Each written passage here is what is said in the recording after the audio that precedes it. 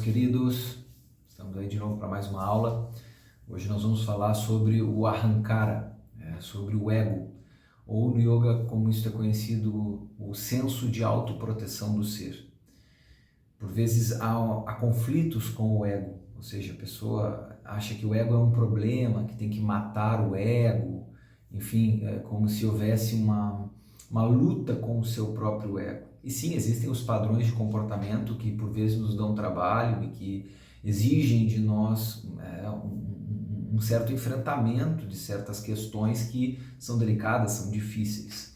Mas nós temos que entender a função do ego, a função dessa camada do nosso ser, e para que nós não entremos em conflito com ela, e sim nós possamos educá-la para que ela siga as instruções de uma parte mais elevada em nós, da nossa consciência, daquela parte mais luminosa do nosso ser. Porque o ego, ao cumprir a função de proteger o ser, ou seja, o mecanismo do ego, e nós vamos ter aulas específicas sobre isso. Então o ego ele tem alguns funcionamentos, e o funcionamento básico dele é de busca de prazer e de rejeição de dor, para proteger o indivíduo, ou seja, aquilo que causa dor é entendido como algo negativo, algo que deve ser evitado, que faz mal, vamos colocar assim, ao ser. Então o ego, ele prevendo qualquer tipo de dor ou de dificuldade em alguma situação da vida, ele tende a querer se afastar, a não querer ir naquela direção. Ao mesmo tempo, quando o ego verifica que há um prazer, que aquilo é gostoso, que dá uma sensação boa, o ego tende a querer ir ao encontro disto.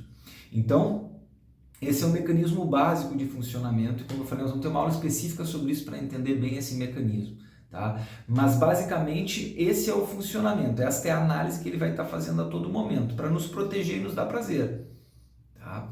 Quando a gente entende isso, a gente percebe que isso é bom, que isso tem um fundamento, que isso tem um sentido e não deve ser eliminado, porque de alguma forma é protetivo. E a gente busca o prazer numa ânsia de felicidade. Uma coisa não tem a ver com a outra, mas acaba se conectando. Tá? Então, quando a gente entende que é assim o funcionamento, a gente vai trabalhar em cima desse funcionamento.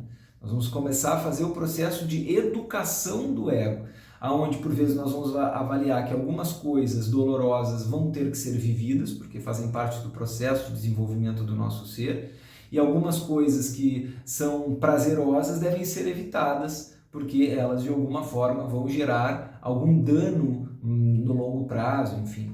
É isso, a gente pode ver claramente, por exemplo, na questão alimentar, quando nos alimentamos, comendo só aquilo que dá prazer, só aquilo que é gostoso, de alguma forma isto muitas vezes vai nos adoecer, porque são alimentos de uma qualidade não tão boa, não são alimentos tão saudáveis, apesar de serem gostosos, de causarem um estímulo na parte sensorial. A gente come aquilo, nossa, que gosto bom, muitas vezes não faz bem.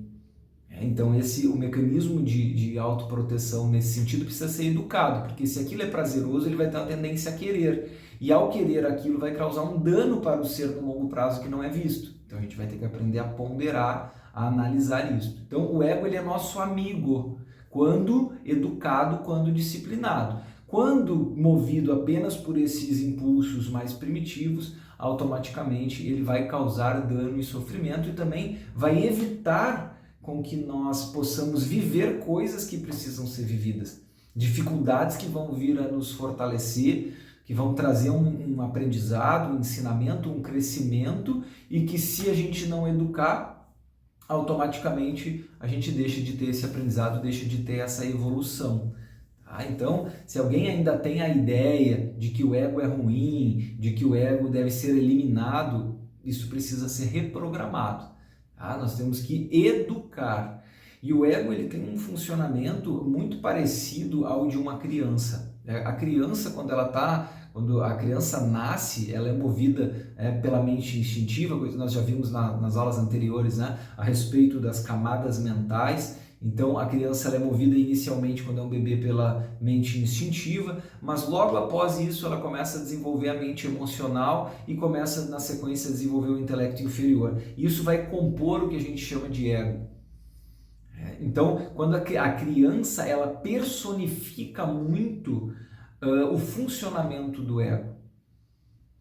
E ao longo do nosso crescimento, do nosso desenvolvimento como seres humanos, nós temos que ir passando as camadas e deixar as camadas infantis e adentrar as camadas adultas.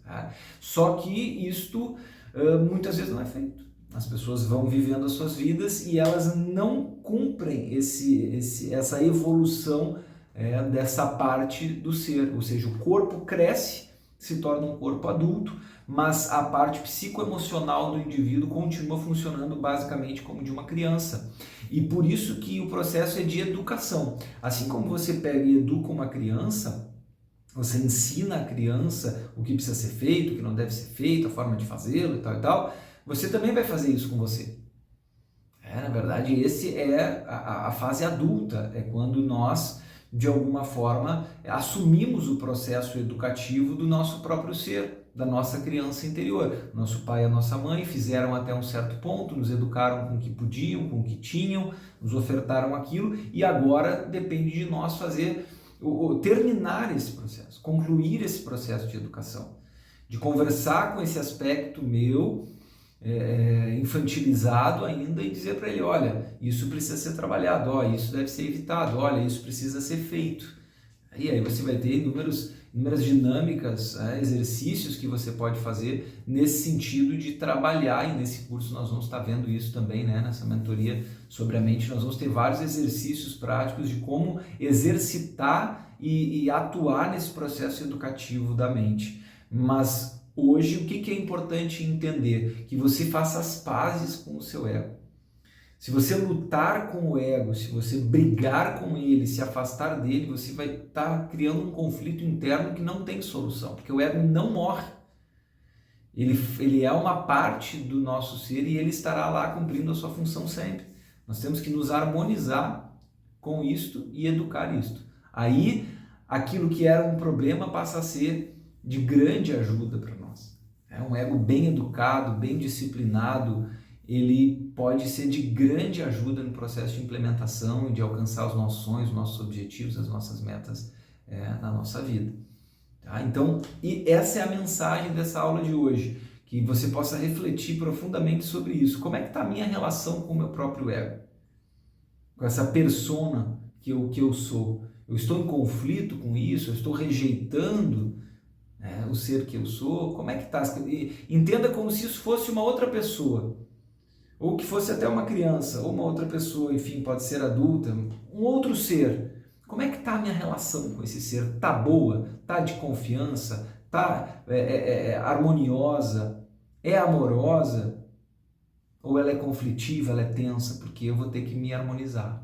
A melhor maneira de a gente conseguir se harmonizar com isso é nos tornando amigos do nosso próprio ego, da nossa persona. E aí, baseado nisso, vamos criando uma relação e vamos aprofundando dia após dia os pontos que precisam ser trabalhados, com amor, com calma, um passinho de cada vez, para que isto possa chegar num patamar de harmonia e que as partes do nosso ser trabalhem juntas na mesma direção. Aí a gente vai encontrar o poder de convergência, porque quando estamos fragmentados, quando a nossa mente está dividida, as partes dela estão cada uma puxando para um lado, a gente não consegue avançar. A gente uma parte puxa para um lado, outra puxa para o outro, a gente acaba não saindo do lugar. Então nós temos que fazer a convergência das forças na mesma direção, convergência dos meus aspectos mentais, todos colaborando e trabalhando em prol do desenvolvimento do meu ser. Esse é o grande ponto.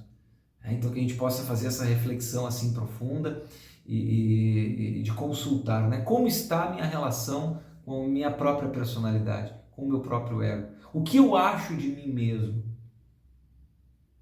São perguntas que a gente pode estar fazendo para nós mesmos para poder entender como está essa relação, ter um diagnóstico disso. Como está a minha relação comigo mesmo? Como está a visão de mim mesmo atualmente?